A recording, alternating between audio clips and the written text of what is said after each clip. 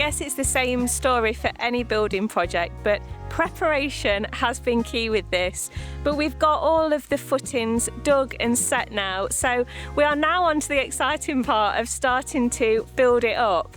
But there's still a lot more measuring just to make sure that we are going to get this absolutely square, plumb, level, all of those important measurements, and we are more than a little bit trepidatious about this. It looks like you've got Lego man hands.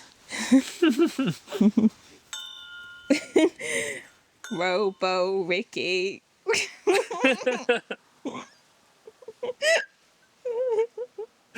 Okay, this will be us for the next half hour. Yeah, we're a little bit nervous about these brackets because, let me put this down, some of you might recognise this type of bracket. It's actually designed to be embedded into fresh, wet concrete, which we've got cured concrete on our footers, but these were the only brackets we could get for posts that were thick enough steel to take the load of this and that were rated as well. Anything else we could find was just a bit puny. And yeah, as you can see, these are going to be very fixed. They're not going to be adjustable. So we're going to have a post sitting here. On top of that post is going to be the frame for our base. So we really need to get these perfectly lined up. And they're not the straightest because they're designed to be put into wet concrete. So we're just trying to figure out how we can do this and not balls it up.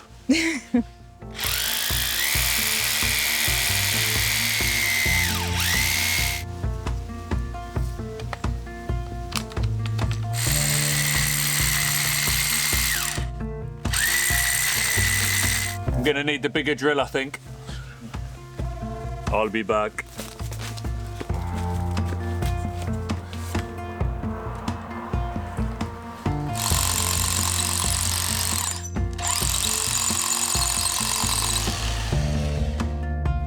Much better. We were a tad worried that it'd hit rebar there, but alas, no. It was just needing a bit more welly from the bigger drill. Just realised there's another 10 piers that need marking out before we can do any drilling, so we'll do that and then we'll get back to drilling.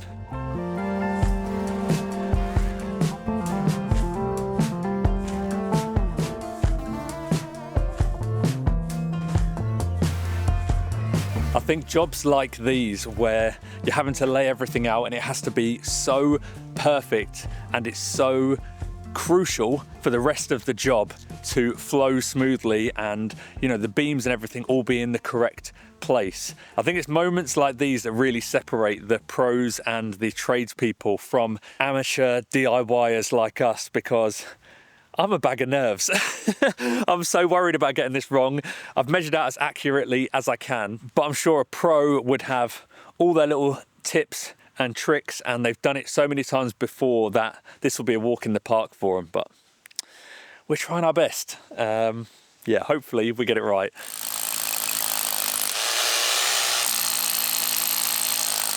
While Ricky's tackling the precision job of getting all the holes drilled, by contrast, I'm going to plonk some dirt back in some holes. Every time it rains, all around the pier just floods out, and I'm pretty sure someone's going to break their ankle if these don't get filled in soon.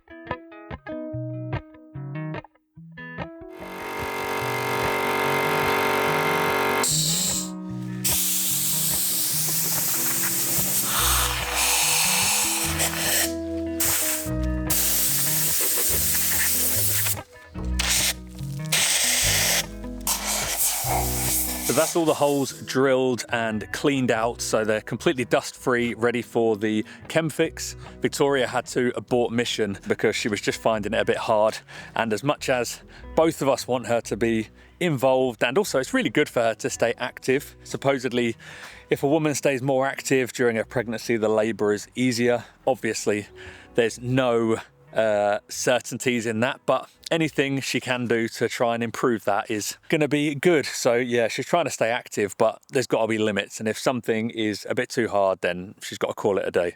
I've just placed one of the brackets in a hole because we're just trying to figure out how to do this. So looking at these footers, there's basically going to be 3 beams. So you're going to have a big beam there, a big beam in the middle, another big beam at the back. So the way that these brackets all line up with each other on this angle doesn't matter too much. However, we need them all to be straight and to line up with each other down here, because the posts are going to come flush with the front of those beams. We're thinking the easiest thing is just going to be to run a string line out, and just before we start putting the Chemfix in, just make sure everything can get in line with that string line, and I think we'll be good to go.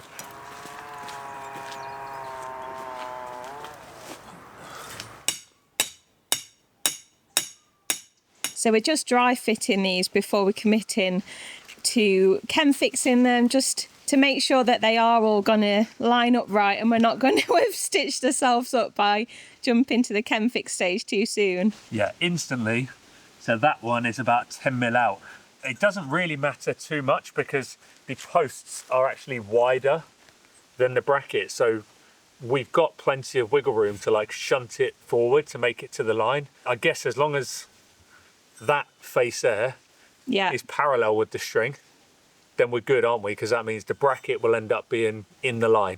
Yeah, within reason, we're good. Yeah, okay.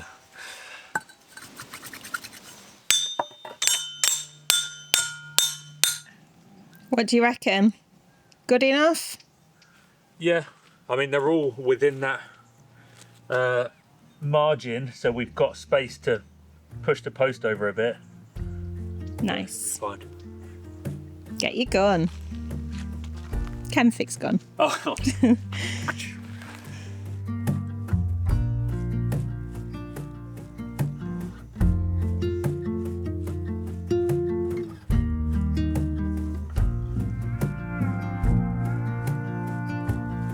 Running out the string lines was a useful little exercise. Are you feeling nice and confident now? Ready to squirt? Ready to squirt? Oh gosh, no. As confident as I'll ever be. No. Someone's determined not to run out of Chemfix at the prime moment.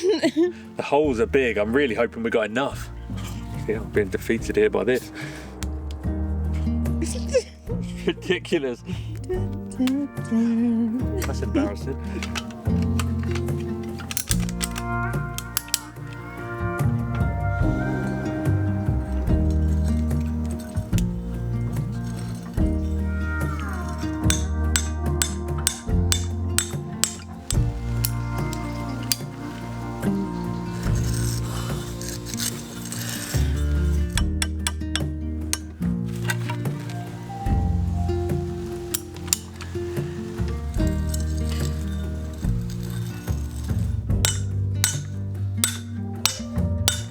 No one can accuse you of being stingy with your Chemfix, hey? At least you always come and clear it up. Yeah, I'd rather there was too much than too little. What's the reason that the supports are raised up? These? Yeah.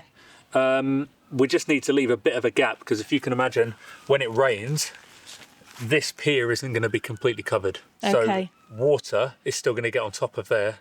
Okay. And if the wooden post is right down on top of that, It's going to suck it up. it's going to get wet and suck it up. So I've just left like a 30mm gap just so water can get underneath. Gives a bit of space for the post to dry out as well.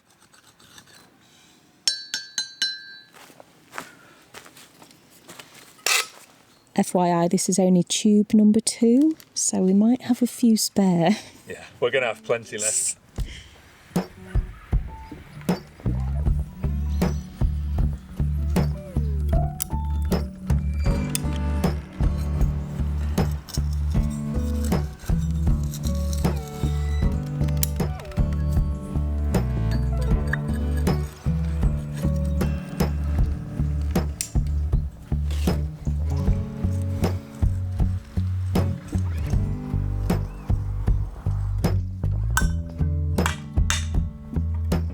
This video is sponsored by Riolink. To mark Black Friday, they're offering huge discounts right across their range of security cameras in their biggest sale of the year. We've got this camera, the Elite Floodlight Wi-Fi, and we really rate it. It is actually our second one we've got of the same model, and it's included in the Black Friday sale. So we've been using this first one for months now, and even through the hot Portuguese summer, it's survived and it's never failed to give us really crisp 4K footage.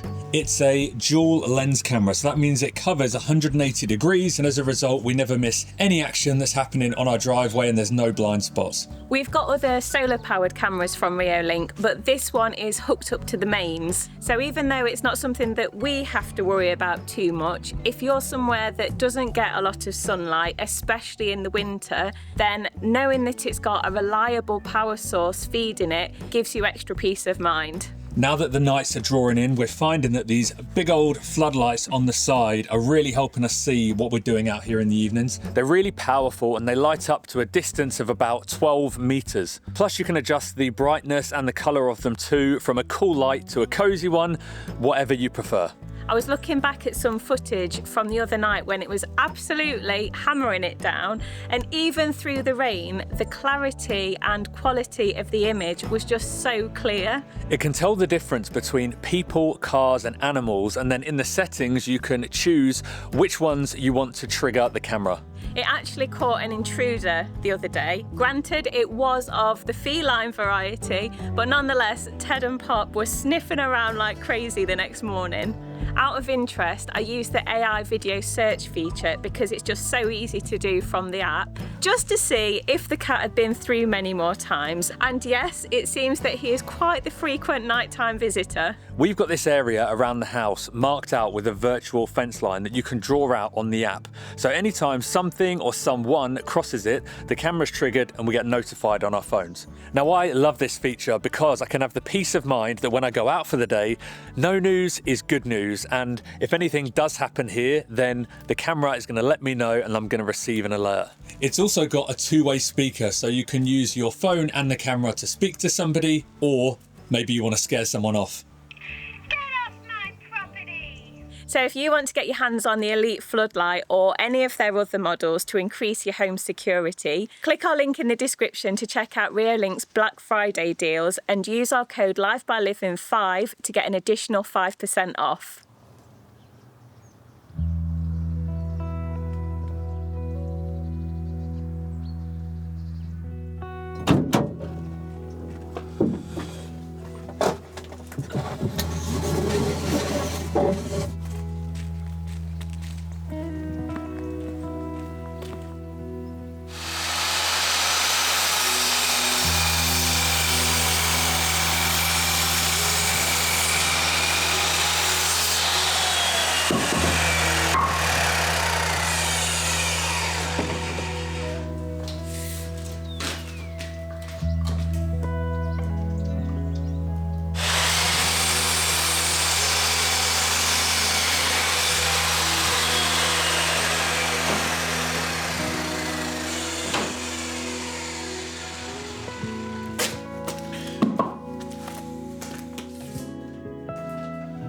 I'm just cutting the posts that are going to support the cabin. These are obviously going to go into the brackets that we fitted yesterday. The reason that we need to have posts is because the land is sloped where we're putting the cabin. In an ideal world, we'd both have it on more level ground, but neither of us wanted to excavate that area to level it out because just the whole area is really nice around it as well. So we like the lay of the land. So what it means is where the land's sloped, we're going to have some little stumpy legs at the back and then some longer legs at the front, because we've got roughly about a foot difference, so 300mm-ish difference between the front and the back.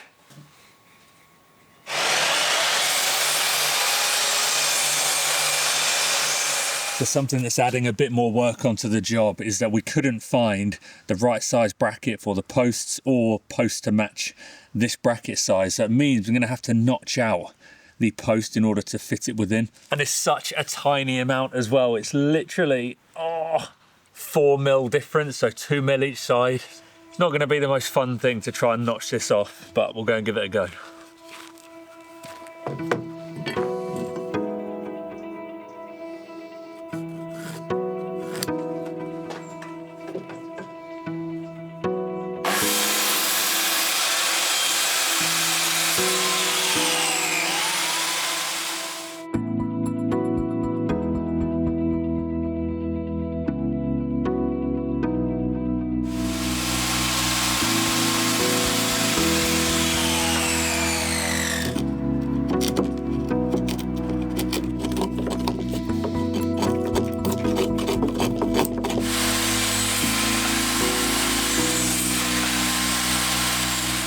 wasn't the neatest job I've just done there. This is a scrap piece because I just wanted to test that technique out for notching it. It was way better on the second side where I just did a lot more cuts with the saw. The other side is a right mess, but we'll see if it fits and I've got the right width. Oh, easy. Right, I'm gonna try and see if I can do it with the chop saw, but I don't think it's got a depth setting tall enough to do this, but if that's doable, we'll use that because it'll be much more controlled.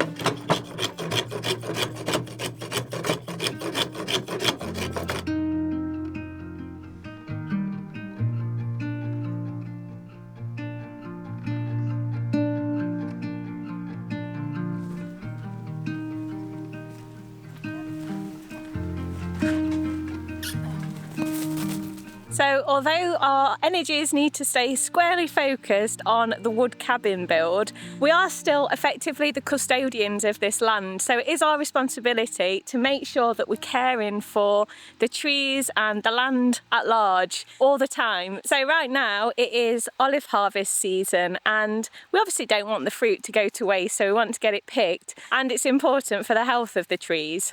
Another cute little reason that we have to get our olives picked is this one. Hey, Poppy has quite the taste for rotten olives. Any loose ones that are on the ground, she will gobble them up.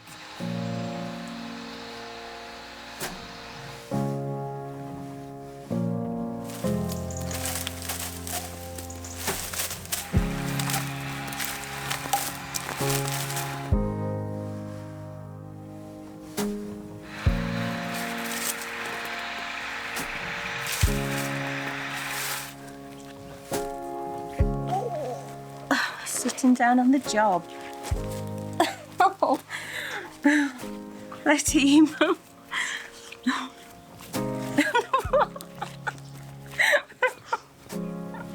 I know, it's exciting stuff, isn't it? Let's get all the twigs out. Cheers, buddy.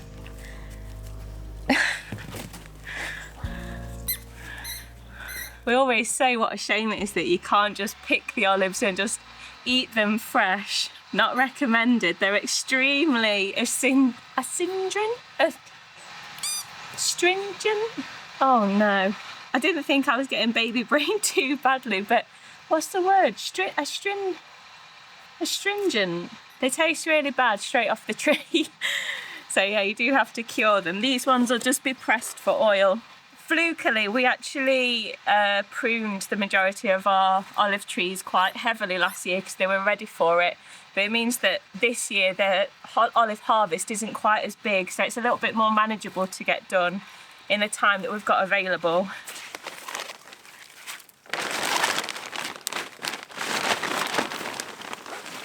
I've pulled Victoria off of olive picking duties to give me a hand with these posts because where I've notched them all out, although this is treated wood, those cuts still need to be coated and treated. She's setting up a little treating station down here. This wood's so chunky.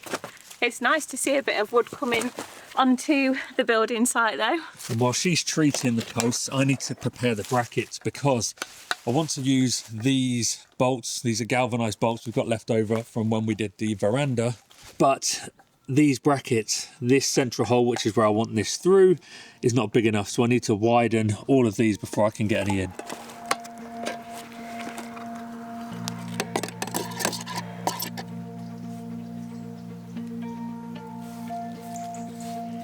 Doesn't smell, does it? No, I'm just wearing my mask out of the precaution. On the tin it doesn't even say about wearing anything. Okay. But I like a bit of fashion.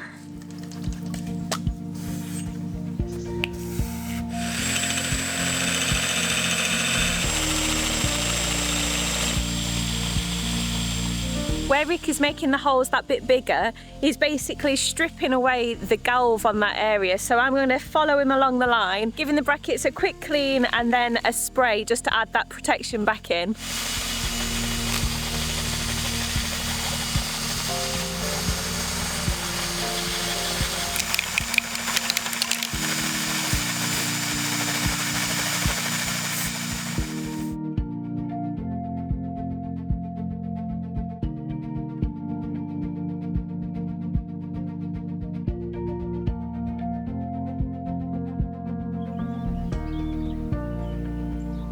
It feels very autumnal today. It's super fresh this morning. So now that the posts and the brackets are all prepped, it's time to get the posts fitted. We're going to make a start on the middle row because if there's anything that we need to adjust along the way or we make a mess of anything, this is going to be the easiest one to conceal.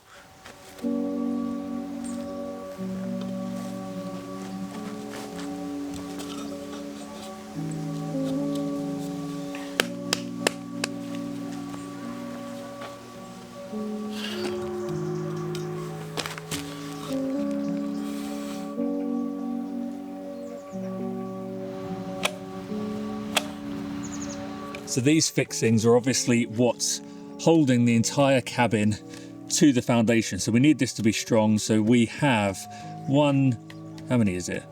5 fixings on each post. We're going to have the big bolt through the middle.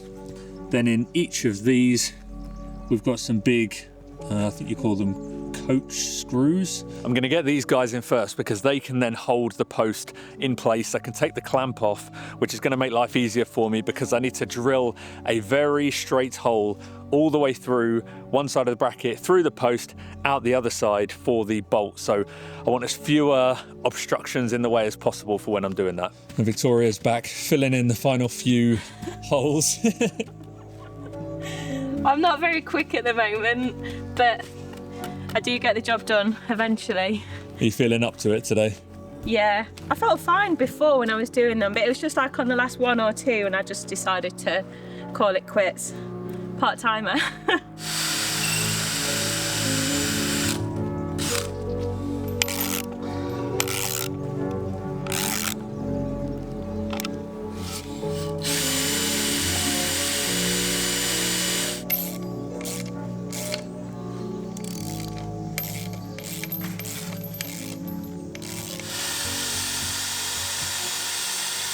We left the string line on from the brackets because with these 2 end ones now in place, that's now going to give us our line for where to put all of the other posts in between, because the beams are going to sit right on top and we want the faces to be flush.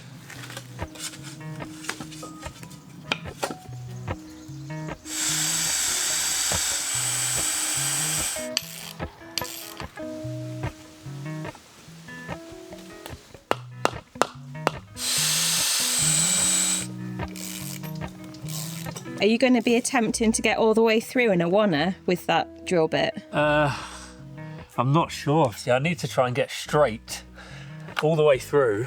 Yeah. And out the other side, but like it's so low. Trying to actually see where straight is not easy. I don't know if I'm better off trying to go kind of halfway. Yeah. And seeing if they join. What do you reckon?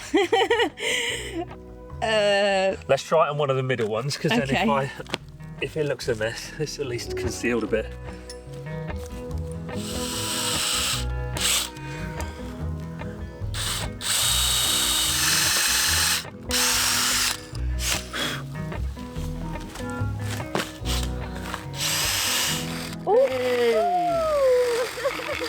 Oh, I'm so glad that worked. Oh, I'm so impressed and surprised.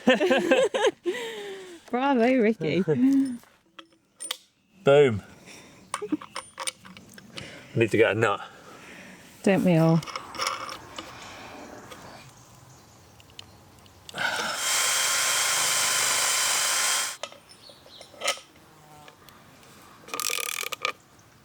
Just had a phone call to say that our wood delivery is going to be coming this afternoon. So that's good news, because yeah, we were expecting it yesterday, but there was a bit of a delay because I think I've said this before, but treated wood just off the shelf is very limited here. It's not like you can just get every size treated. So we've got a really good like timber merchant, a lumber yard that we normally work with, and they're very quick with everything, but they have very little treated. So they've had to send it off to another company to be treated, and it's caused a bit of a delay. We were hoping that we were going to have time today, if it came yesterday, to get a bit of framing done, but that will have to wait because the delivery's not coming till much later on. So now I'm just going to carry on with the rest of these posts, getting them plumb, screwed in, bolted, ready for us to level them off and trim them up.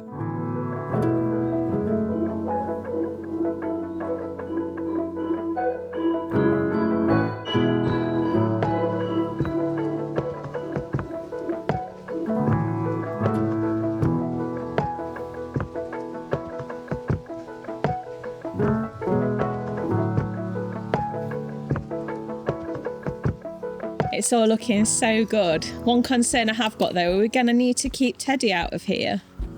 Why? Well, do you not reckon it looks like we've made deluxe doggy pee posts? We have ones for your small dogs, your medium dogs, and your Great Danes. Yeah, there is a chance that will happen, but I'm sure there'll be other animals that come through and do the same.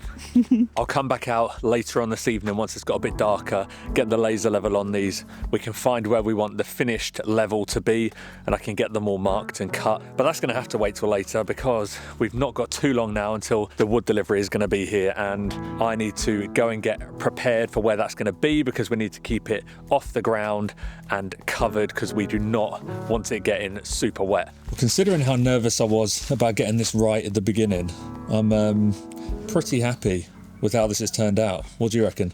Yeah, I think it looks really good. I think even just having the post in, you can sort of start and get an idea of how it's going to look in the space. And now that the wood's just around the corner, we can start and build out all the framework for the base, and this whole thing is just going to start and come to life.